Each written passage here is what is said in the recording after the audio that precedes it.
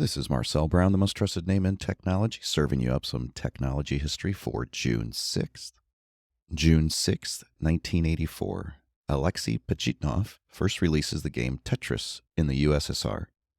Tetris will become one of the most popular puzzle video games of all time.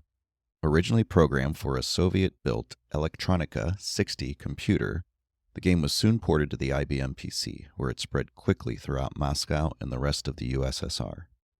Eventually making its way to Hungary, from there the game was discovered and questionable attempts to license it for sale by various software companies were made. By 1989, half a dozen different companies claimed rights to create and distribute the Tetris software for home computers, game consoles, and handheld systems. Several highly complex and drawn-out legal battles ensued in the following years to settle who had the rightful licenses and authority to sell the Tetris game in various formats and countries around the world. Ironically, Pajitnov himself was not able to make any money on Tetris for years, because as an employee for the Soviet government, the Soviet state ended up owning the rights. It was only when the rights reverted from the old Soviet government to Pajitnov and he moved to the U.S. in 1996 that he was able to form a company and collect royalties.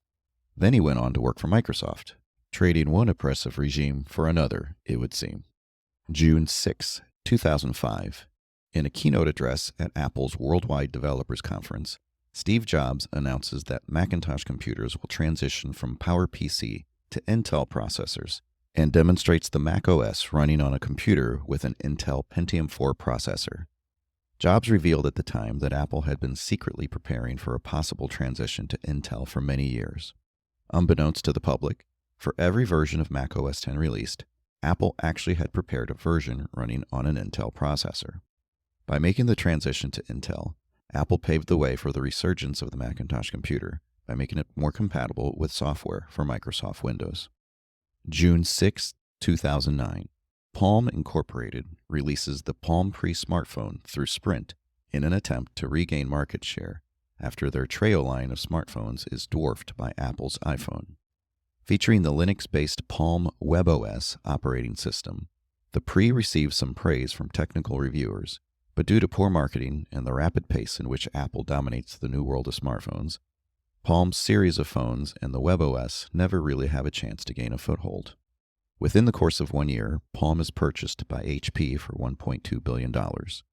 1 year later, after just 2 months of abysmal sales of their touchpad tablets, HP halted production of all WebOS-based devices. HP later released WebOS under an open-source license, sold the operating system to electronics manufacturer LG, and the WebOS and Palm patents to Qualcomm. Today, LG licenses WebOS from Qualcomm as the operating system for their smart televisions, smart refrigerators, and smart projectors. WebOS also lives on in open source form.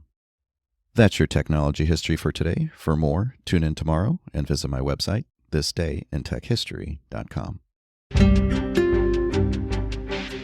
Search for and subscribe to It's 505 wherever you listen to your favorite podcasts.